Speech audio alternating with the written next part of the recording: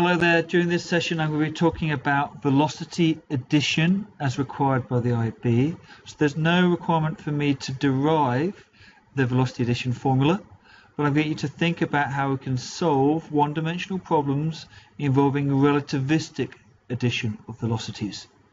A long time ago in your mechanics course we considered the addition of relative velocities, but that was in a simple Newtonian world. Now we're looking at this in a relativistic terms.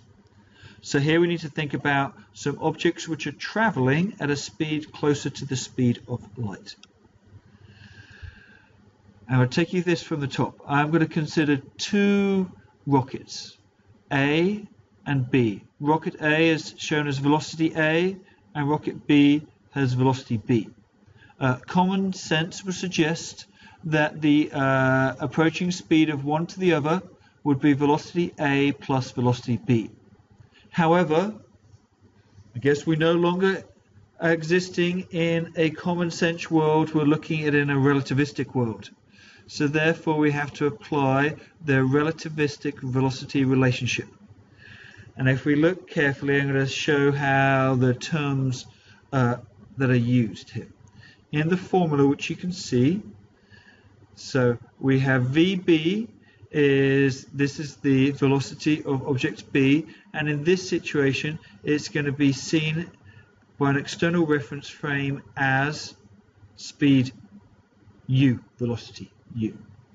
VA is the speed of the secondary reference frame, and that is in this case my velocity. VA is going to be equal to the velocity. Now what are we going to do here is that my apostrophe U is the speed of B as seen by A. So this is the relative velocity. So how do I find the relative velocity between these two objects? Now what we can do here, and what's kind of quite useful here, is that since VB is negative, it means that everything reduces to the common sense world very, very quickly once we have calculated, or when we're using values which are much smaller than c squared. Okay, because what we're doing is we're adding those together, and this means straight away it becomes VB minus VA, and that gives me a non-relativistic answer. Let me just highlight what these values mean one more time, and I think it's most useful if we separate this formula in half. Okay, so this is the formula as given by the IB. The subscript X is just to highlight the fact that we're only looking at one dimension here. So we're only looking at direction or motion in the X direction. On one side we have relative to each other and not the ground, and on the other side all the values are relative to Earth or a stationary object. So you've got to distinguish between those two things. That's the most important point about these calculations, is recognizing one side is relative to each other and the other side all the values are relative to the Earth.